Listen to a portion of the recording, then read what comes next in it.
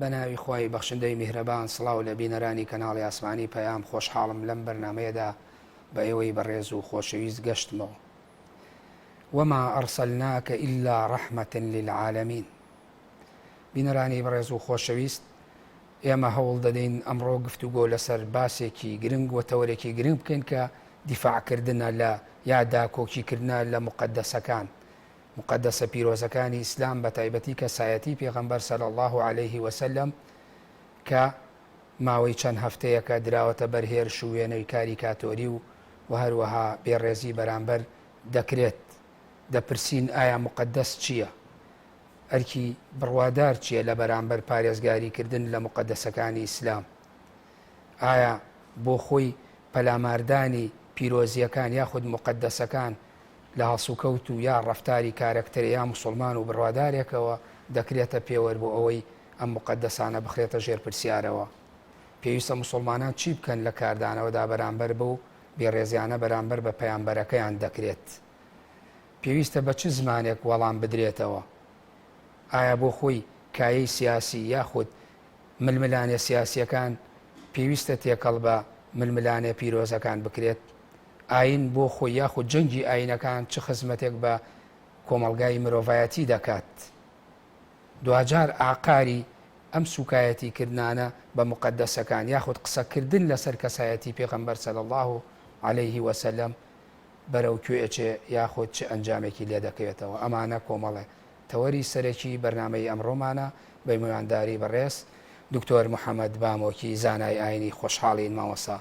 لەم بەرنامەیە ئامادە بوویت. من سوپاسدانەکەم و زۆر خۆشحاڵم بۆم دەرفەتە. خۆی گەورەی یارمەتیماندا بتوانین ئەو شتە ناڕێک و ناجۆرانی بەرامبەر بە کەسایەتی پێغەمبەر صلی الله عليه وسلم کراوە بەرچاوڕوونێکی باش بە موسڵمانان و بە نەیارەکانی ئیسلامیش بدەین. بەڵێ سوپاس دووبارە بە خێرات نەتەکەین. مامۆستا پێم خۆشە هەر لە دەواازەی بەرنمەکە بەڕێزێت وەکو زانایەکی ئاینی قسە لەسەر ئەو پیرۆزیانەیە خودت ئەوانەی کە پێوترێ پیرۆزیە باڵاکان و هێڵی سوورە نابێ ببەزێنرێ ڕوونکردنەوەیەک بۆ بینەران بی تاوەکو بینەر بزانێ مقدسن ئایا ئەمانە یاخود ئەمانەش بۆ خۆی شایان بەوەن کە ڕەخنە بکرێن و قسەیان لەبارەوە بکرێن. بسم الله الرحمن الرحيم. الحمد لله والصلاة والسلام على رسول الله وعلى آله وصحبه ومن والاه. طبعا لهم آينيك وهتا لبرنامج أرزيكانشا هندێک شتەیە کە ڕێز و احترام و پیرۆزیکی تایبەتی بۆ دائەنرێ. پێغەمبەران عەلەیهیم الصەلاة وەسەلام هەڵبژاردەی مرۆڤەکانن بە درێژایی مێژووی پەیامەکانی خوا بۆ سەرزەوی. لەبەرەوانە کەسایەتێکن خوا خۆی سوبحانە وتەعالا دیاری کردوون و دەستنیشانی کردوون بۆی ببنە پێشەوای مرۆڤایەتی. بە خاتری ئەوە هەندێک تایبەتمەندی پێداون کە جیا لە خەڵکەکانی کە ئەوەتە لە قورئانە ئەفەرمێ صلی الله عليه وسلم دەربارەی خودی پێغەمبەر ئێوە پێغەمبەر بانگ مەکەن وەکو چۆنێکێکی کە بانگەکەن، دەنگ بەز مەکەن و بەسەر دەنگی پێغەمبەر صلی الله عليه وسلم نەوەکو کردەوەکانتان پوچەڵ بێتەوە، مخالفەی ئەمرەکانی مەکەن، نەبادا سزای دنیا و قیامەتتان توش ببێ. ئەمانە هەمووی دەقی قورئانن کە وەکو کەسایەتی پێغەمبەر دەرەکا. حتا صحابە ئەوەنە ڕێزیان بۆ پێغەمبەر داناوە صلی الله عليه وسلم کە قورئان فەرمێ لا ترفعوا أصواتكم فوق صوت النبي. ئەمە لە ژیانە ئەم ئاەتە دابەزی و پێغەمبەری خوا خۆی صلی الله عليه وسلم لە ژیانە بووە. دوای وفاتیشی لەبەرەوە قەبرەکەی هەر لە ناو مزگەوت و ژوورێکی خانۆکەی ماڵی خۆیان بۆ تیان نێژراوە، سەحابە بە جایز و ڕەوایان نەزانیوە لە مزگەوتەکەشیان بە مردوویش دەنگ بەرزکەن. دروست نەبوو لە دوورۆبانیکەن وەکوکەن یەکی کە بان کرد عەرابەکان هاتن قورئان نەهیان لێکا لە شتیوە. ئەمری نابێ بشکێنرێ، ئەمر و فەرمانی لەبەرەوە ئەمر و فەرمانی ئەو ئیلهام و وەرگرتن لە خواوەکە نابێ قسە و بڕیاراتی ئەو مناقەشە بکرێ، چونکە بڕیارە وەکو بڕیارەکەی خوا بە فەرمانی خوا بڕیاری ئەوش بڕیارە. خێزانەکانی دوای خۆی مارە ناکرێن. ئافرەتە کە مێردی مرد دوای عیدە بەسەر چوون دروستە شوو بکە، بەس خێزانەکانی پێغەمبەر دروست نەبووە شوو بکەن، دروست نەبێت کەس بیان هێنێ. لەبەرەوە بۆ نیزامە بەشەریەکانیش وایە لە یاسا دەستکرد و مرۆڤەکان شاوی ئەڵێن ڕئیسی دەوڵەت ئەندام پەرلەمان وەزیر کێکی ئەمان حەسانەیان هەیە یعنی تا لەو پۆسان شتێکی مخیل بە زۆر گەورە نەکەن دادگا و مەحکەمە و شورتە و ئەوانە بۆی نییە ڕاپێکی دادگایان کات شورتە بیان گرێ کە بە شەرێکی عاتین سیفەتێکی دنیایان پێدراوە ئێوانە لە ئاسمانەوە وەکوڵێ هەڵبژاردنێکیان بۆ کراوە کە پێشەوایەتی بکەن کە پێشەوایەتیش ئەگەر بەڕاستی پیرۆزی و گەورەی و ڕێز و احترامێکی نەبێ بچووکە بێتەوە لە بەرچاوی خەڵک کەواتە ئێمە کرێ بڵێن ئەمە دوو دیوە دیوێکیان بۆ ناو خودی مسلمانان بۆ خۆی مقدسە و پیرۆزە دیوێکی تر وەکو حەقی عام پێویستە مافی مقدسەکان پارێزراو بێت بەتاکید ئێستا ئێمە شوێنکەوتەی ئیسلامی شوێنکەوتەی پێغەمبەری ئیسلامی صلی الله علیه وسلم بەڵام ڕێز لە پێغەمبەرەکانی ترەگرن کە ئاینی ئێمەش نییە ئاینەکەمان فەرمانمان پێەکە یەکێ لە کارەکانی پێغەمبەر صلی الله علیه وسلم مصدقا لما بین یدی پەیامەکانی پێشخۆی بەڕاست ئەزانێ دووپاتی ئەکاتەوە جەختی لەسەر ئەکاتەوە ئەوانش پەیامی خوا و ئاینی خوا و پێغەمبەری خوا بوون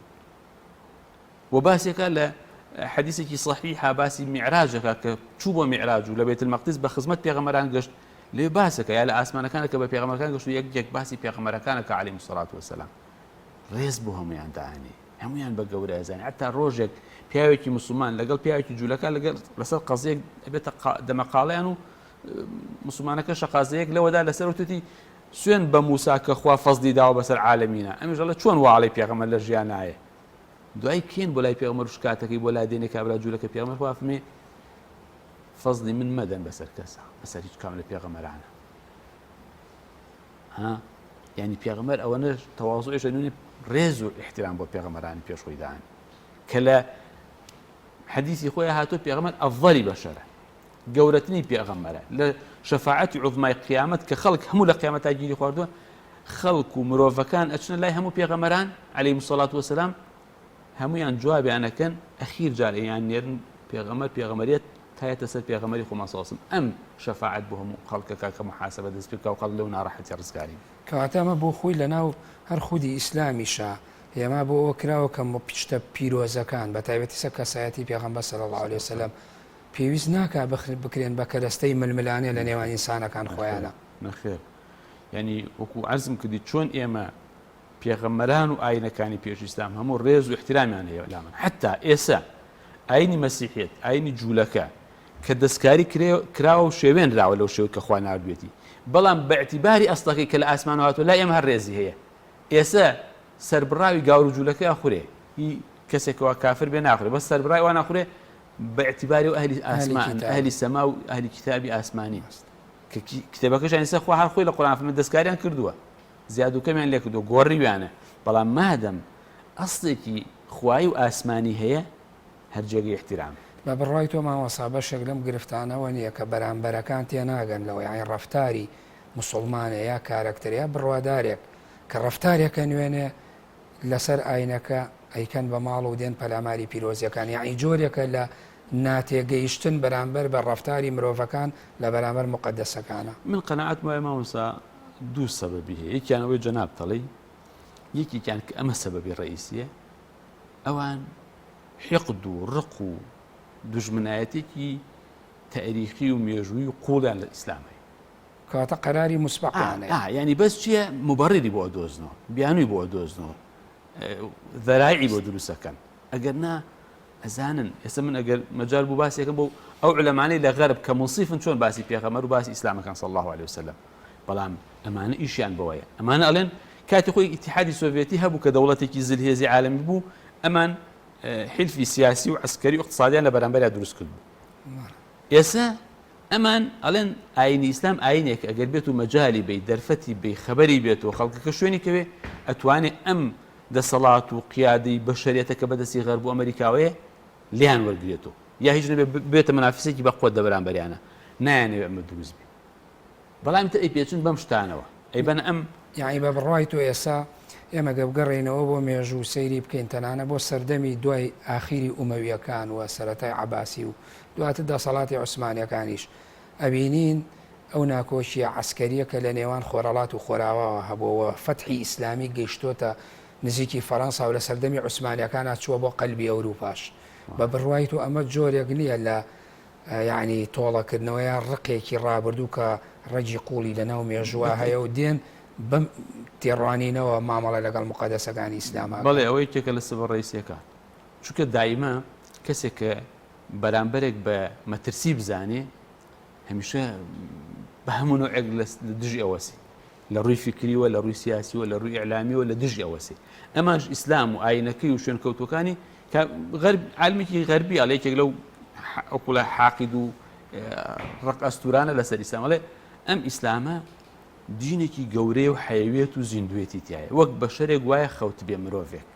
خەبەری بێت و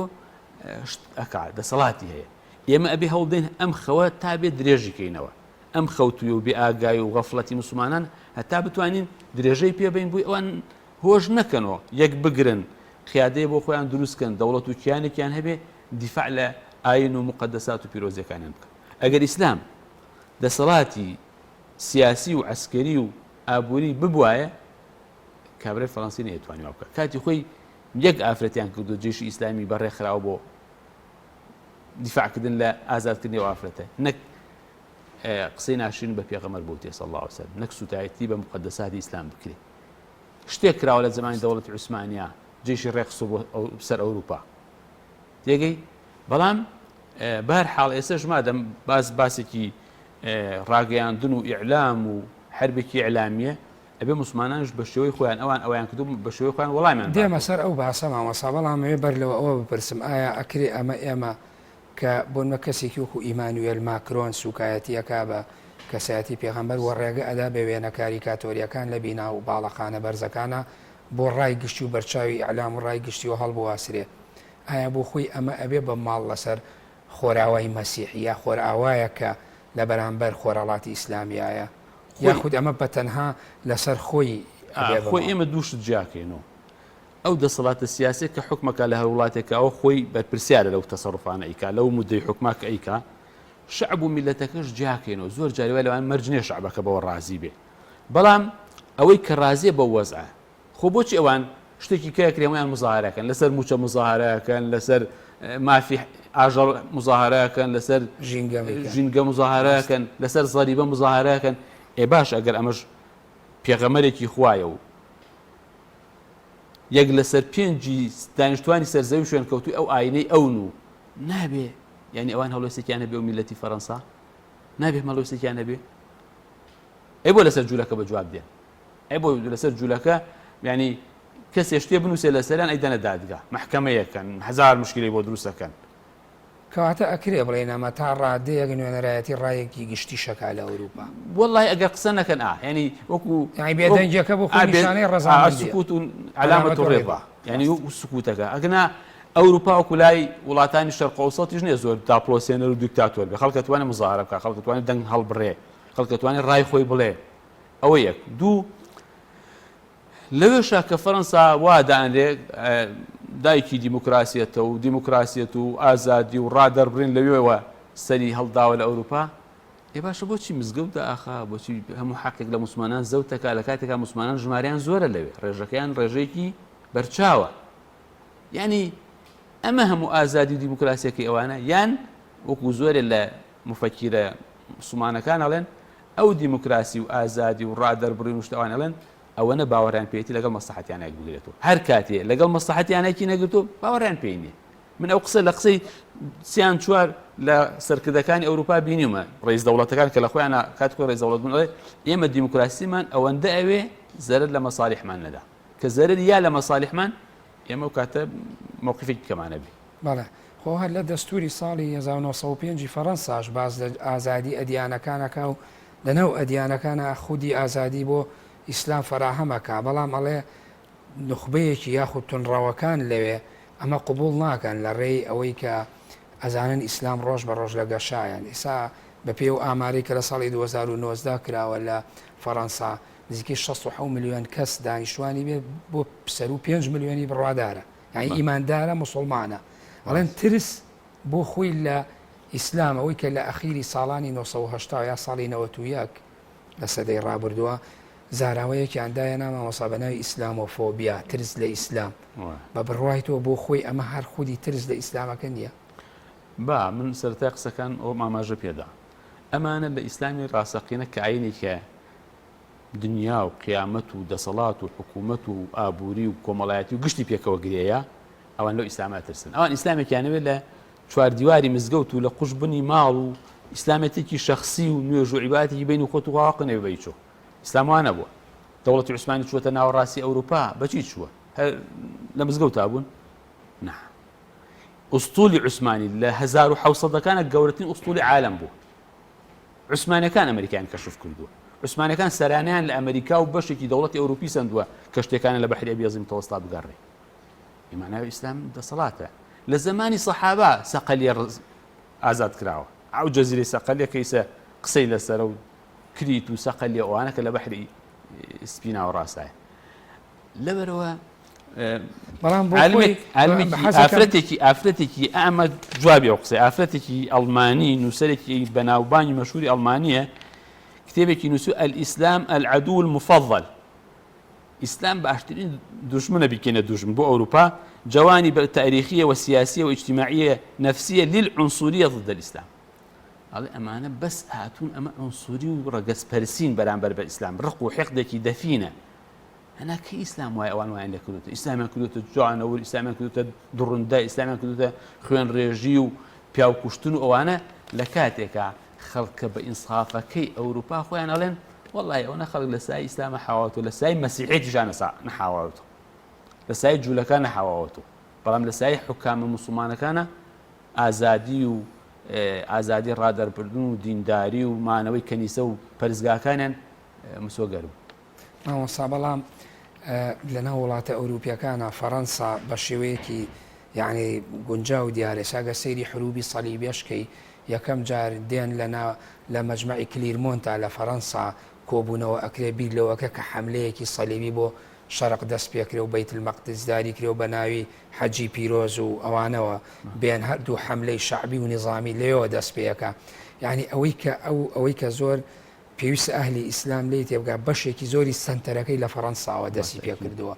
یعنی ئەوەشی کە ڕیشەی لە ناو مێژووەکەیە هەر فەڕەنسا بۆ خۆی نوێنەرایەتی ئەو بەرامبەر وەستانەکە بەرامبەر بە ڕۆژەڵاتی ئەو حربی سەلیبی کە جەناب ئاماژەی بێ هەندێک زانە فەرموون 600 ساڵی خایاندووە هەر بیناوبین بە زۆری فەڕەنسای تیا بوو بە زۆری فەڕەنسای تیا بەڵام ئەمە وا لە ئێمە ناکەوەکوان بئینساف بین فەڕەنسا و دووەلی ئەوروپی بەگشتی شتی جوانیان هەیە شتی چاکیان هەیە بەڵام لەم مووقیفیانە نیان پێکاوە لەم مووقیفیانە بە هەڵات چوون ئەگەر حقد و ڕق و ڕقێکی کۆنە لە ئیسلام یان هەڵوێستێکی سیاسی و مووقیفێکی سیاسیە کە ئەوە جاروای ئیش انتخاباتی بە قەزەیەکەی ها هەر کامیان بێ هەر غەڵەتە یعنی لە ڕووی سیاسیوە ئینسانی عاقڵەوەی دوژمنی زۆر بۆ خۆی دروست نەکە ئەوکو جەنابەت لە پێشەکێکە ئاماژۆپەیە ئەمە وانە هەر خەڵکە ئیسلامی سیاسیەکە و ئەحزابی سیاسی دووەلی ئیسلامی لەسەری بە جواب هاتبن یعنی سۆفیەک دەروێشێک نەخوێنەوارێک ئەهلی کەسەبەیەک هەمووی خەڵک بە جواب هاتووە یعنی لە پاکستان هەموو شعب هاتون سەر جادە ئەم یەکدەنگیە نیشانەی ئەوەیە ئەمە لە لای موسڵمانەکان پرسێکی سیاسی نییە بە هێندەوەی پرسیەکە پەیوەندی بە مەشاعیریانەوە نابێت پیرۆزە کەس قبوڵی نییە لە موسڵمانە ئەوەی لە دین حاڵی بوێ لە ئەلف و بێک لە ئیسلام بزانێ ئەمەی قبوڵ نییە هەرێکە بە شێوازی خۆی ناڕەزایەکە دەرەبێت مامۆستا فەڕەنسا خۆت معلومی جەنابتە لەانکەی ڕۆشنگەریە فەیلسوفەکانی ڕۆشنگەری مۆنتسکیۆ و جان ژاک ڕۆسۆ و ڤۆڵتێر و ئەوانەی ئەم دوای لامارتین وانە هەموو قسە لەسەر خودی پێغەمبەرەکان صلی الله علیه وسلم زۆر بە کەسایەتێکی جوانی بەهێز وێنایەکەن یعنی ئەوان ئەگەر بگەڕێنەوە یاخود ئەوتی حەزارەی غەرب حەزارەیەکی پێشکەوتووە ئیش لەسەر فەرهەنگەکەی خۆیانەکەن بۆچی فەیلسوفەکانیان لە سەرەتاوە بەم شێوەیە یعنی ئاینی ئیسلام و ئاینێکی گەورە سەیرەکان بەڵام دوجار دێن بە پێچەوانەوە ئەکەونە بەریەکەوتن لەگەڵ یا و لێدان لە مقدسەکانی دائما سلطة سياسية شد بدسة يعني أو توجيه إعلام وخلق وولاة وجيش وهناك سلطة سياسية لقل أو رانية شوك أو أزانية أم إسلام بوشي وفيلسوف ومفكر وروشن بيرا كان يعني باسي أكن خلق بإنصاف كان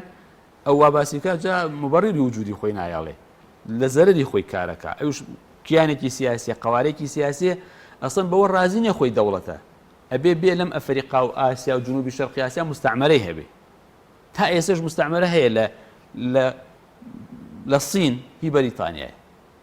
لە فەڕەنسا ئێستاش هەندێک دەوڵەتی ئەفریقا بە مستعمەری خۆی ئەزانێ ئێستاش وازانێت لیبیا ئەبێ ئەم قسەی ئەخیر و کۆتایی تیا بکە لە لوبنانە نهاتوو بۆ لوبنان کاتی خۆی مەسا لە 90ەکانە مستعمەری ئەو بۆ ئێستاش وازانێ هەروەکو ینی دەرەبەگ و ئاغا و جوتیار و ئەبێ وابێ بەڵام قسەکەی جنابتە مفەکیر و ڕۆشنبیر و خەڵکە بە ئینسافەکان کە ژماریان کەم نییە و بەشێکیان خەڵکی فەڕەنسان قسەی جوان و معقول و ڕێکوپێکیان لەسەر ئیسلامی من و تۆی مسلمانش لەو هەر ئەو قسە بکەین جاری وایە هەندێک مسلمان ئەو قسە ناکە کەوانەیەکەن ئێجا ڕۆژێ غارودی کە مفەکیرێکی گەورەیە و پێشا شوعی بوو و دوایە کشە مسلمان بووە چەندین کتێبی هەیە لەسەر ئیسلام ئەو کتێبێکی لەسەر هۆڵۆکۆست نووسی مامەسا دادگایی کرا یعنی ئێستا مادەیەکی قانونی هەیە لە فەڕەنسا کەس بۆی نییە باسی جوولەکە بکە باش ئەمە دووفاقی نییە کە کەس بۆی نییە باسی جوولەکە بکە بەڵام لە بەرامبەرە بەو شێوەیە مامەڵە لەگەڵ پیرۆزیەکانی ئیسلام و کەسایەتەکەی یا پێغەمبەرەکەی بە ئامانجە گیرێ ڕای گشتیش پێی ئاساییە بەس وەڵامەکەی پێشتری بەڕێسەکەواتەمە پشگیریە بۆ بەڵێ بەڵێ بەتەکی دوایە ئەوە دووفاقیە یەک دوو ئەوە شەگەینە کە جوولەکە چەند تەئسیری لەسەر ئەوروپا هەیە یعنی کە مفەکیرێک ئەوان ئەڵێن ئازادی کاک ئەو ڕێی خۆیاڵێ قەیچێک ئەوانەی پێکابێ باوان نەبێ ڕێی خۆیاڵێ تۆش بەرنووسین جوابی بەرەوە بۆچی تێ مەحکەمە و کتێبەکەی لە بازارە کۆکرێتەوە و چاپ نەکرێ و باشە ئەی بۆ خەڵک هەرچیشتی تر بڵێ بەرامبەر بە ئیسلام ئازادە ئەو دووفاقی بەڕاستی ئەگەر ئەڵێی پیرۆزی ئاینەکان ڕێزی ئاینەکان بەندێکە لە دەستور لە قانون ئەبێ بۆ هەموو یەکسان بێ مامەسا راپۆرتێکم خوێندەوە باز دە و ترسەی فەڕەنساکە بەرامبەری ساحەتا باسی جێیشەکە ئەڵێ لە 100 نیوی جێیشی ژیانی بەڕێژە مسلمانی تێڵە تا ئاستی زوبات ڕۆیشتووە خۆی مەترسیەکەڵێ ئالێرەوەیە بۆیە فەڕەنسایەوێ لێرە وەهمێک بچێنێت مامۆستا ئارام خۆی ئەوروپا بەگشتی وەغەرب هەمویان لەو مستەقبەلە من دیراسەیەکم خوێن دۆڵێ هاتوون دیراسیان کردو ئەم ڕێژەی مسلمان بوونە لە ئەوروپا دیراسیان کردووە ساڵی چەندێ زیاد دەکا بە ڕێژە و بەنیسبە سێرەکەن مێژوویەکیان دیاری کردو لە فڵانە ساڵە فەڕەنسا ڕێژەی مسلمان ئەبێتە لە سەدا ئەوەنە ئەڵمانیا ئەبێتە ئەوەنە بەریتانیا ئەبێتە ئەوەنە ئەمان لەمە ئەترسن بۆ چونکە ئەوەی کە مسلمانە باوەڕی بە ڕازیقێتی خوا هەیە ناترسێ مەسا مناڵی زۆر بێ ئەوانش مناڵیان هەیە نابێ یا مناڵی دوانیان نەبێ وردە وردە بە مروری زەمن ئەم ڕێژەکەی هەڵەکشێ ئەو ڕێژەکەی لە جێ خۆیان وەساوە یا نزمە بێتەوە پیرۆشتەکان ئەمرن لەبەرەوە ئەترسێ لەو مستەقبەلە هەر بۆیەش کۆمەڵێ شتی بەناو ئیسلامی درۆزن و دروستەکرێ شێواندنی ئیسلام بۆی خەڵک لە ئەوروپا مسلمان نەبێ داعشوانە خەڵک زۆرتر ڕای وایەوە دروستکراوی غەربە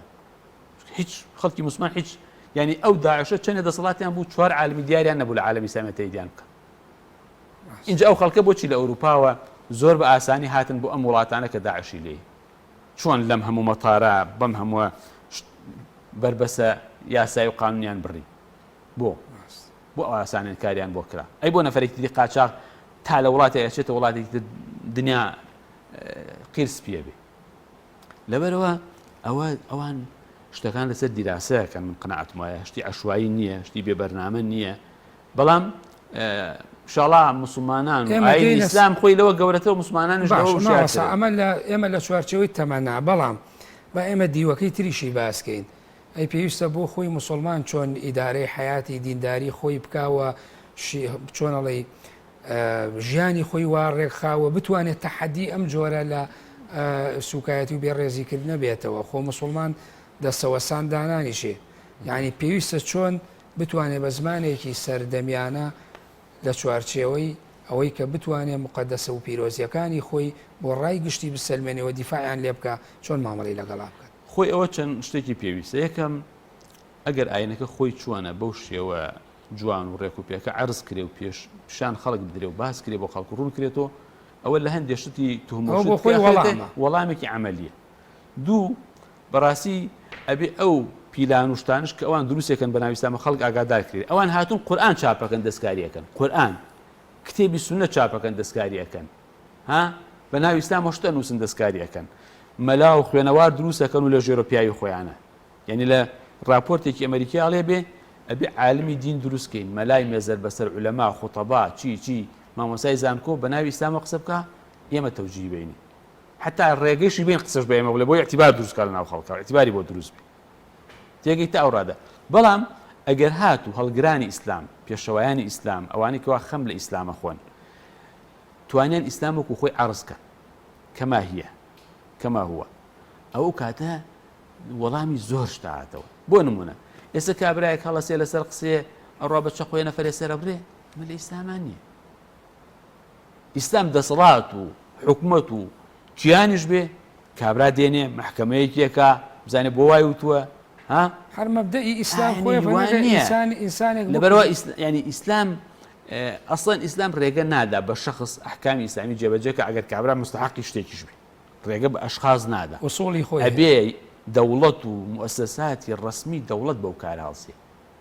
یەکێک ئەکوژێ لە ئیسلامە نابێ کە سوکاری کوژراوەکە بڕۆن ئەو بکوژن ئەبێت سوڵتە بیکوژێ بۆی کێشەی لێ دروست نەبێت سابەتی وێکترا بۆ پشگیری قسەکانی بەڕێزێ ئەی پێویست ناکە بۆ خۆی مسلمانیش پاساو نەدا بەدەست بەرامبەرەوە بۆ ئەوەی کە خەوتووە بە خەبەر نهێنرێتەوە بەرامبەر بە ئیسلام هەروەکو تۆ چۆن وت غەربیەکان ئەڵێن با ئەمانە بە خەبەری ئیسلام بۆ خۆی لە گەشەکردنیشی بەردەوامایە بێدەنگ بین بەرامبەری بەتەکید ئەوە ژوایە منیش نابێ شتێ بکەم کەواکو دوژمنەکەم بیان و مبەڕێری بەدەست و بێ هێرشی ناڕەوا و بێجێ بکاتە سەر ئیسلام و مقەدەساتی ئیسلام هەر کەسێ ئەو کا خەتاکەی ئەوش بەقەدەر ئەوان خەتابار یعنی تۆ ئێمە خۆی گەور ئەمەوان پێکە چەندێ لە توانامانایە پێغەمبەر ئەمەوان پێکە سەڵسم لە توانامانەیە ئەم ئیسلامە سەرخین ئەم ئاینە بەرەو پێش بەرین ئەحکامەکانی جێبەجێکەین شتێک لە تواناتە نەبوو داوات لێ ناکە ئێستا کاتێک کە تۆ دەسەڵات و دەوڵەت و کیانبی جیاوازە لەوەی کەواکو شەعب و میلەت و ئەفرادبی ئەحکامەکانیان جیایە پێغەمبەری خوا سەڵسم هەر خودی خۆی لە مەککا بوو دەسەڵات نەبوو کیان و قەواری نەبوو ئەو تەکلیفەی لەسەر خۆی و لەسەر مسلمانان نەبوو کە لە مەدینە قەوارە و کیان و دەوڵەت بوو ئێستا ینی کاتی ئەوە نەهاتوە بۆ خۆی مسلمانانیش بە خۆیانە بچنەوە لەوەی کە پاساوگەلێک نەدەن بەدەستەوە بۆ ئەوەی کە بەرامبەر وەکو بەڕێزت فەرمووت بەتەکید هەموو کادوایە ئێمە دینێکمان پێ ڕەحمەتەن للعالەمینە ئەم دینە وما أرسلناك إلا كافة للناس بشيرا ونذيرا أم بيغمر بو همو مروفايتيات صلى الله عليه وسلم دي أم همو مروفايتيه براسي أبيت ولا الآستي أو مهمة قورابي أو مهمة قورش يعني تسامح چاو پۆشی و سنگفراوانی و لەسەرخۆیی و ڕفق و بەزەی و ئەمانەی لازمە لێک کاتەکە کاتی شەڕ و ڕوبەڕووبوونەوەی تۆ ئەبێ زبربی ئەبێ هێز بەکاربێنی کە دوژمنیش بەکارێنی وتر چار نامێنێ حتا لەو کاتانە کە پێغەمبەری خوا صلی الله علیه و سلم سوپاکانی بەڕێ کردو بۆی بچن بۆ شوێنێ فەرمێتی پێشا بانیان کەن بۆ ئیسلام ئەگەر مسلمان بنێ مەشەڕ ناکەی ئەگەر ئەوەش نابن ڕێگەبان ئەم ئاینە بچێتە وڵاتەکەی خۆیانەوە کە سەرانە و جزیەدانە هەر شەڕیان لەگەڵان ناکەی ئەگەر هیچیان قبوڵ نەبوو اینجا ناچارە بن شەڕکی ها یعنی کە ئەچێ بۆ سەر جوولەکانی خەیبەر کە خیانەتیان کردووە کە هەموو شتێکیان بەرامبەر بە پێغەمبەر کردووە ژێربەژێری بە عەلی وا فەرمی پێغەمبەر صلی الله علیه و سلم ئەفەرمی یەکەم جار بایان کە بۆ ئیسلام ئەگەر ئەویان قبوڵ نەبوو بایان کە بۆ جزی ئەگەر قبوڵیان نەبوو ئەنجا شەڕیان لەگەڵا بکە لە کاتێکا دەوڵەت و کیان و قەواری ئیسلامی هەیە و ئەتوانێت ڕوبەڕووی دوژمنەکانی بێت باشە شەڕ خیاری مفەضەل نییە لای ئەو ئەخیر بژاردێ کە بژاردەی تر نەمێنێ ئەوش بۆی دینێکی عالەمی ئەم دینە بچێت هەموو شوێنێ نابێ حاکمەکان ڕێگە نەدەن ئەم ئاینی خوا بگاتە خەڵک کە لەوانە ئێسش ئەگەر دەوڵەتی ئیسلامی کیانی ئیسلامی هەندێشت بە پی سەردەمەکە فەرقی هەبێ لەو کاتە ئەگەر مرۆڤەکان خۆیان نەچن ئاینەکە بە ناو خەڵک نای بەڵام ئێستا لەوان بە ئیعلام تۆ بتوانیت ببیتە ناو خەڵک جێگەر سوپاکەش نەچێتە وڵاتەوە ئێستا ئەوەی کە بینیمان لە عالەمی ئیسلامیە بە تایبەتی لەم چەند هەفتەی ڕابردووە ئێمە ئێستا لە مانگی مەولودی شاژین بیرەوەری لە دایکبوونی پێغەمبەر صلی الله علیه وسلم یعنی ئەوەی کە بینیمان ئەو کۆڕایە ئەمە بۆ خۆی هێمای چییە بەرامبەر بەوەی کە ئەو وێنانە بڵاو کرایەوە پەلاماری پیرۆزیەکانی ئیسلام دراوە ئەکرێ یعنی ئەمە چی بە ئێمە ئەڵێ چیمان دەستکەوت لەم کۆدەنگیە مەبەست مسلمانانە بەڵێ ئەمە ئەوەی معنای ئەم پێغەمبەری ئیسلامە صلی الله علیه وسلم مسلمانان بە جیاوازی ئاست و تێگەشتن و وڵات و زمانیانەوە قبوڵیان نییە بێڕێزی بەرامبەر بکەین و ئیسلام وان نییە وەکو هەندێک لە دوژمنەکان ئیسلام کورت هەڵبیانن لە هەندێک حیزبی سیاسی ئیسلامیە نەخێر پێغەمبەری ئیسلام پێغەمبەری هەمووانە لە مناڵێکەوە لە ئافرەتێکەوە لە ڕێز دەوڵەتێک و لە کەسابەیەک ئەهلی کەسەبەوە تا حیزبی سیاسی و تا باقی شەریحەکانی تر ئیسلام قووەتەکەی لەوایە بۆی دوژمنانش لێترسن هەر کاتی ئەم ئیسلامە ڕاستەقینە بێتە مەیدان یعنی ئەتوانێت هەموو تاقە و توانە بەشەریەکان کە لە وڵاتی ئیسلامی هەیە ئیسفادە لێ بکە ئەوانش لەوە ئەترسن ئەم هەموو حەملە و ئەنواع وەشکاڵ شێواز بەکارن بۆی خەڵک نەگەڕێتەوە بۆ ئیسلام. بەڵام مامۆستا لە ئاسی وڵاتانی عەرەبیە هەندێک لە مەسیحیەکانیش تا ڕادێ ناڕەزایەتیان دەربڕی بەرامبەر بەمەی کە کراوە بە بەرامبەر بە حەزەتی محەممەد صلی الله عليه وسلم. حق هەرچی مەسیحیە لە عالەمی ئیسلامیە هەمووی ناڕەزایەتی دەربڕێ بەرامبەر بەمەی فەڕەنسا. ئەزانی بۆ ئەوان لە مێژووی پێغەمبەر و سەحابەوە صلی الله عليه وسلم ئیسلام هاتوتە وڵاتانە مەسیحیەتی تیاوە تا ئیسە ماوە کەنیسەیەکیان نەڕووخاوە قەشەیەکیان نەکوژراوە مقدساتێکیان بێڕێزی بەرامبەر نەکراوە بەڵکو دایمە احترام و ڕێز و چاکەکردن لەگەڵ ئەوانە ئەنجام دراوە. ئێ باش ئەوان ینی هەر تۆزێ جەزای ئەو چاکەی مێژووشیان بنەوە حەقیان یعنی لە ئەندەلوس کە موسڵمانان نەمان مزگەوتەکان نەمایش بەڵام لە فەلەستینە کە زمانی عومەر و زمانی سەلاح الدین و مەسیحەکان دەرکران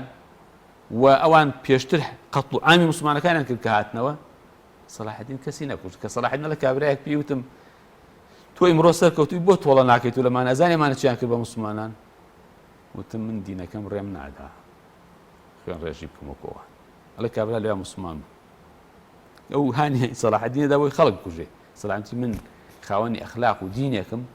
ئەمانە بە سوڵح ڕێکەوتون و دانیشتون لە ماڵ و حاڵی خۆیانە دینەکەی من ڕێگەم نادا من بیان کوشت بە ئەوان پێش من ئەزانم چەند هەزار موسڵمانە کوشتووە ئەوە ئەبێتە سەبێکەوە زۆرێکیشی موسڵمان بێ زۆرێکی بێتە ناو ئیسلامەوە یعنی یەکێک لەو مشکلانەوە بۆ کەواکو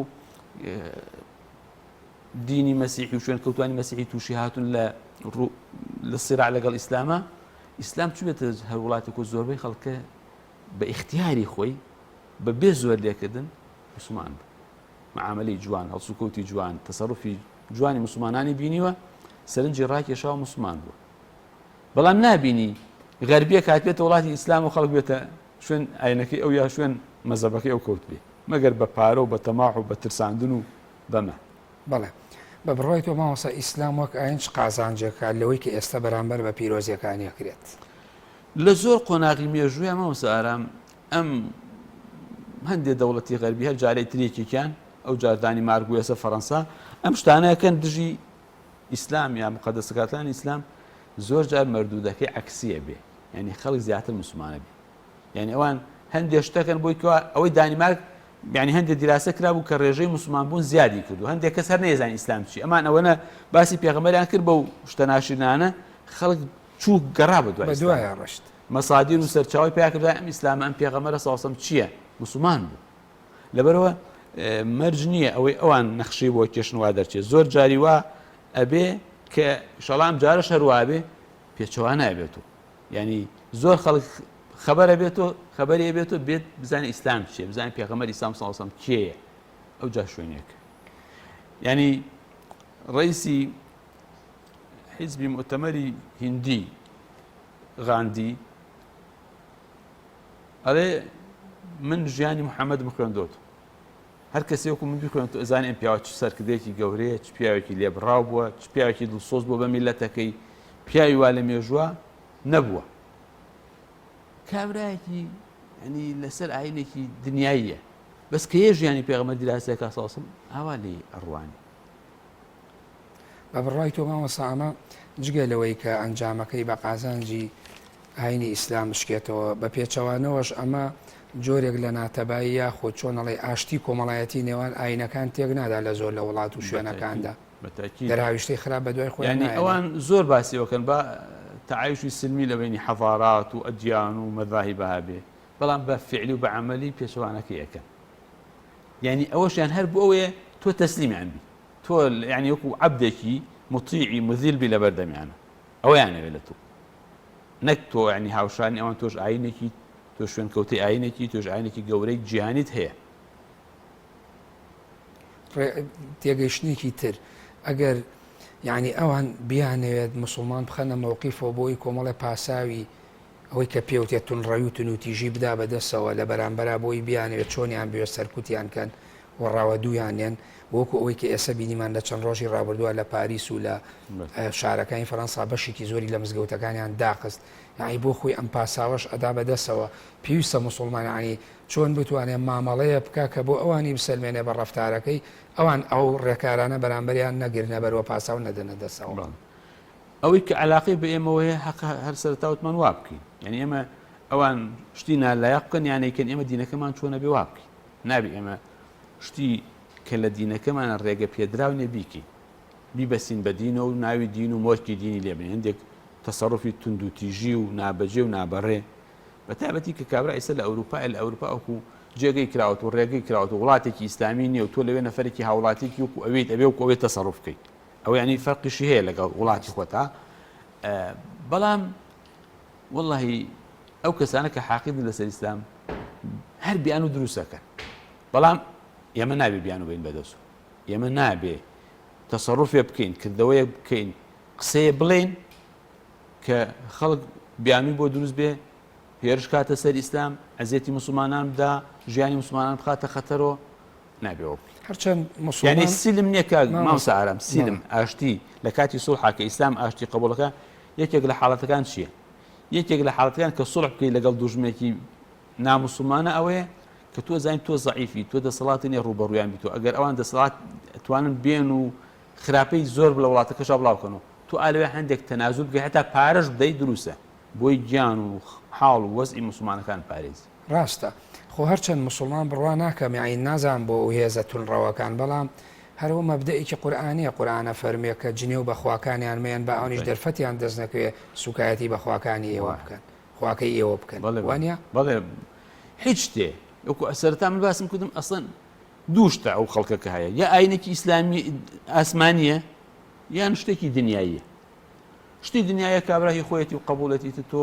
ئەگەر بە ئازادی خۆی موسڵمانە بێ خۆ تۆ بە زۆر فەرزی ناکەیتە سەری یان ئاینێکی ئاسمانی ئەو ئاین ئاسمانێ خوا قبوڵەتی بۆ خۆیان لەسەر ئاینی خۆیان بمێن ئەگەر خۆیان بەویستی و اختیاری خۆیان موسڵمان نەبن ئاینی خۆیان و تۆ بۆ نییە زۆریان لێ بکەین لەبەرەوە هیچ شتێک یان هیچ وەزعێک نییەکەواکو تۆ خۆت ناڕەحەتکەیت و خۆت سەغڵەتکەیت و ئیجباری خەڵکی لەسەر شت و تەسەڕوفاتی ناشیاو بکەیت بیشی دێتە پاڵ ئیسلام ئەمە مشکلەکە لێرایە یعنی تۆ ئەگەر تەسەڕوفێکی شخصی خۆتە وەکو فڵان کەس قەینا بەس بڵێەوە دین واڵێ بە ناوی خوا و پێغەمبەرەوە بیڵێ ئەو مشکلەکەیە کە بەڕاستی بە درێژایی مێژوو زۆر جار موسڵمانان و ئیسلام باجی ئەم جۆرە تەسەڕوفانەیان داوە جاری وە لەناو خودی موسڵمانان ئەم قەناعەت و عەقڵێتان دروست بوو مشکلی گەورەی دروست کردووە خوێن ڕێژی لێکەوتووەوە موسڵمان خوێنی ڕژاوە تەبەن بەرامبەر بە غێرە موسڵمانەوە باشتر مبەڕێری ئابەدەست خۆی و بیان و ئەدا بەدەست و کەواکو دوژمنەکان پەلاماری ئیسلام بدەن خەڵک تووشی ناڕەحەتی ببێ ئازادی لە خەڵک زەوت کرێ مقدساتی ئیسلام هێرشی بکرێتە سەر لێرە ئەگەر ئێمە خۆمان پاساو نەدەین بەدەستەوە ئەوان هەر بە بەرنامە و نەخشە و پلانی خۆیان ئەوە بکەن ئەوەی مە دەسەڵاتمان ئەوە گوناهی ئەمەیتیانی بەڵام ئەگەر من هۆکار بووم پاساومدا بەدەستیان بۆی ئەوانە گەشتکەن بەشێکی لە تاوانەکە بەشێکی لە خەتاکە نابێ ئەوەش بکەین لەمە دووە موسڵمانەکەوێتە بەردەم چ بەرپرسیاتێکی مێژوویەوە بۆ ئاین دەشکە ئەم ڕووداوانە ڕوویەوە یعنی بەرپرسیاتێک گەورەکەی ئەستۆی موسڵمان وەڵڵاهی موسڵمان ئەبێ یەکەم جوان لە ئاینەکەی تێبگا بۆی بەو شێوە ئەرزیکا بۆ خەڵک کە خۆی چۆنە و ئەبێ هەمووشمان حەماسەت و دڵگەرمی و جورئەتمان هەبێت دیفاع لە ئیسلام بکەین ئێمە ئێستا ئەگەر هێرش بکرێتە سەر کەسایەتی خۆمان هەموو کەسمان بەجواب دین ئەچین لە محکەمە شکاتەکەین ئەوە ئەکەین ئەوە ئەکەین ئەنوا ئەوشکار ڕێگایگری نەبەر بۆ دیفاع لە کەسایەتی خۆمان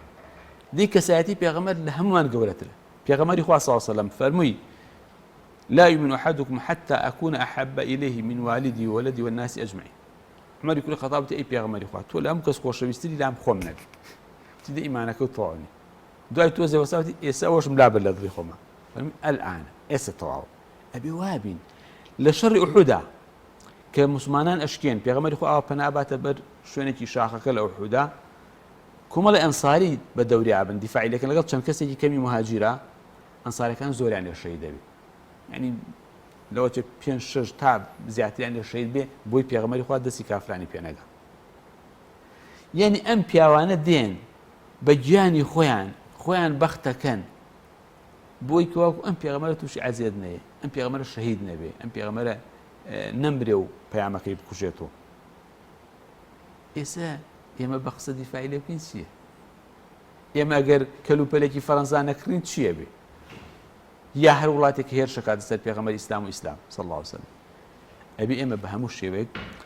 پێغەمبەر گەورە بێلامان، خۆشمان بێ، ڕێز و حورمەتی بێلامان، قبول نەکەین کەس بێڕێزی بەرامبەر بە بکە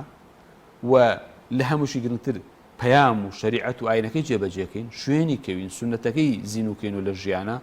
ئێمە ئەگەر سونەتی پێغەمبەر زینوکەینەوە زۆر مشکیلە هەیە کە ڕووەدا ڕوو نادا. مامۆستا هەر بۆ خۆی لەناو خودی موسڵمانانە هەندێک تێگەیشتنەیە پێیان وایە بە ناوی دیالۆگ و گفتوگۆ و لێک تێگەیشتن و ئازادی ڕادەربڕینەوە ئەم حاڵەتانە حاڵەتێکی ئاساییە. ئەی ئەو مسلمانانە پێویستە چۆن هۆشیار بن بەرامبەر بەوەی کە ئەوان خۆ ناویان مسلمانە و پەیامبەرەکەش پەیامبەری ئەوانیشە. ئاجا من هەرو قسەی کە پێشا کردمان باشە بۆ ئاینێکی تر ئەمە ڕەوانی، بۆ سەرکردەیەکی دنیای ئەمە ڕەوانی، یعنی سەرکردەیە قسەیەکی پێوتی خەڵکەکەت شەوەی کوژن وانە لە زۆر وڵاتە، لە زۆر شوێنە، لە زۆر جێگانی کابرا لەسەر قسەیە کوژراوە، لەسەر تەسریحێک سجن کراوە. ئەو ڕۆژنامە نووسشتان لەسەر هەندی هەواڵێ بڵاوەکەنەوە گیرێن، یخۆ هەواڵێ بڵاوەکە تووچی خۆواڵەکە لەوانەیە ڕاستیش بێ بۆ گیرێن. ئاینێ کەسایەتی پێغەمبەرێ، ئاینێکی ئاسمان بۆ هەموو مرۆڤایەتی هاتە بێ، ئەو گەیان بێتی و مستەشریقەکان شایەتی بۆ دەن. یەکێ لە مستەشریقەکان ئەڵێ من بەڵگەم لەسەر ئەوەی ئەم محەممەدە ڕاستە پێغەمبەری خوایە ئەوەیە صلی الله علیه وسلم، دوای ئەوەی زاڵ بوو بەسەر هەموو دوژمنەکانیان و هیچ دوژمنێ لە جەزیرە با لە بەردەمیان نەمابوو بۆ خاوەنی گەورەترین هێزی سیاسی و عەسکەری و اقتصادی ژیانی هەر وەک پێش پێغەمبەرایەتەکەی مایەوە، هەر بەو سادە و بەسیتی و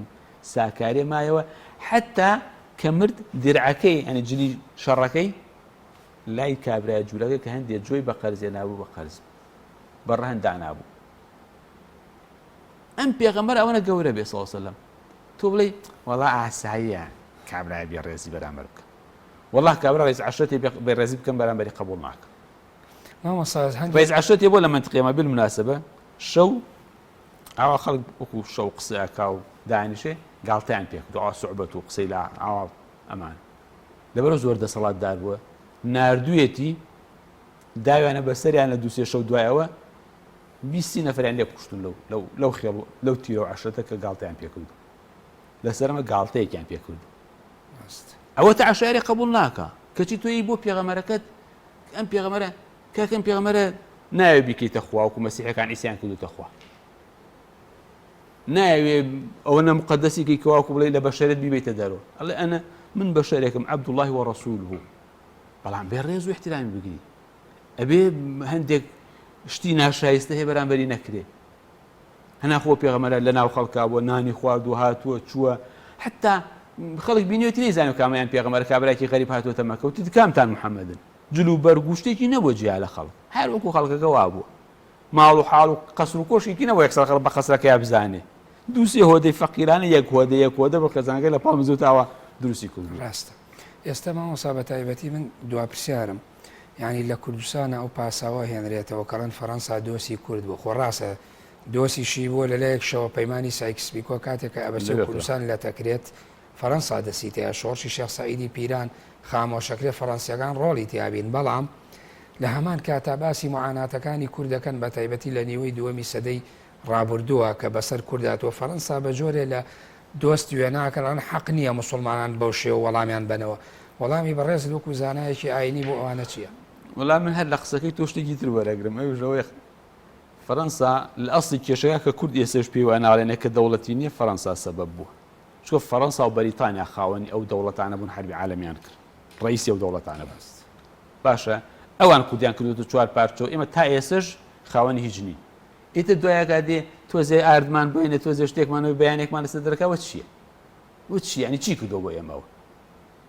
من چاکەی خەڵک نادیدە ناگرم، بەڵام ئەڵێم لە چاو خراپەکەیە چاکەکەی زۆر بچووکە، اینجا محدودیشە. فەرمو ئێستا معانات هەیە شت هەیە ئەی فەڕەنسا بۆ هیچ ناکە، ئەو دەوڵەتانەش مامۆستا ئارام بەڕاستی دافعی ئەوەڵ و ئەخیر بۆ شتیان مەسالیحە، مەبدە و شت نییە. بۆ ئەوانە هاتوو ئەم هەموو وڵاتیان داگیرکردو ئەم وڵاتانە میلەت نین مناڵ و هەرزەن ئەوان بێن سەرپەرشتیان بکەن ئینتیدا بزانین چی ئینتیدا بکە ئەمە ئینتیداوی بەریتانی فۆن ئینتیدا ینی ئەم خەڵکە کاڵفام و نەزانە و ئێمە ئەوە سەرپەرشتیانەکەین تا خۆیان پێ بگەن بتوان دەوڵەت بەڕێوە بۆ خەڵک چینە کورەکاتی خەڵک لێرە ساعتی دروست کردو نادێتی بۆ فەڕەنسا بۆ ئەوروپا هەموو ئەوروپیەکان لێ کۆبن دوای ئەمە جوونەکەی تایە ڕاستە من هیچم نەماوەگە دوا قسەی بەڕێز شتێکت مابێ وەڵی دوا قسە منەڵێم ئەم پێغەمبەری ئیسلامە صلی الله عليه وسلم چاکەی بەسەر مرۆڤایەتی وهەیە نەک موسڵمانان چاکەی بەسەر گشت مرۆڤایەتی وهەیە ینی هەندێک عالمی ئەوروپی ئەڵێن ئەگەر ئەم محەممەدە نەهاتایە ئەوروپا چەند سەدە دوعاکە ئەگەر ئەم ئیسلامە نەگەشتایە بە ئەوروپا ئەو گەشەکردنە لەبەر ئەم پێغەمبەر ئەوەنە چاکەی بەسەر مرۆڤایەتی وهەیە با خەڵک قەدری ئەم چاکەی پێغەمبەر بزانێ ئەگەر چاکەی لەگەڵا ناکا با خراپی لەگەڵا ناکا ئەگەر ناتوانێت جەزای بە چاکە باتۆ کە ئەوانی خوێنەوار کردو ئەوانی کردوتە بەشەر ئەوانی کردوتە خاوەن حەزارە ئێکاکە بە بێحورمەتی و بێئەدەبی و بێڕێزی بەرامبەر بنەکرێ و موسڵمانانیش واجبیانە هەر کەسێ بەقەدەر توانای خۆی بە قەڵەمی بە قسەی بە پارەی بە دەسەڵاتی کە من بەڕاستی زۆر گلەیشم لە دەسەڵاتی دووەلی عەرەبی و ئیسلامی هەیە لە هەرێمی کوردستان هەیە ئێستا قسە بە جوولەکەی بووتەیە هەرچی کەناڵی کوردستان هات بۆ سەرخەت قسە بە مەسیحیە بووتەیە قسە بە یەزیدیەک بووترا ئێستا هەموو خەڵک هات بۆ سەرخەت بەڵام پێغەمبەر ئیسلام وەکرێ ینی بەداخەوە ینی هەم موسسەتەکانی حکومەت هەم دووەلی بەناو عەرەبی و ئیسلامی وەکو پێویست هەڵوێستیان لەم قەزیە ینی ئەوەش واجبی ئەوانە ئەبێ لەم شتانە بۆ کاتی ئەگەر باسی ئەوکرێ موسڵمان یا موسڵمان کاکە ئێمە موسڵمانی دەی موسڵمانی کوا موقیف فەرموو دەی ئەلحەمدولیلا موسڵمانی باشە بەس موقیفی شەر قسەیە ئیتر خۆ قسە بەیاننامەیەکە و قسەیەک و هەڵوێست ئەوەش ناکە ئەخمە بزمانی ئەوەش ناکە ڕاستە سپاس بۆ بەڕێز دکتۆر محەممەد باموەکی زانایانی سپاس بۆ بۆچووری تێگەیشتەکان و سپاس بۆ ئەوەی کە ئەمڕۆ لەم بەرنمەیە ئامادەویت سپاس بۆ ئێوەش بەڵێ بینەرانی بەڕێز و خۆشەویست بەم شێوەیە هاتمە کۆتایی ئەم بەرنامە تا بەرنمەیەکی تر بەخوای گەورە و میهرەبانتان دەست پێرم کاتێکی خۆش بۆ هەموو لایەک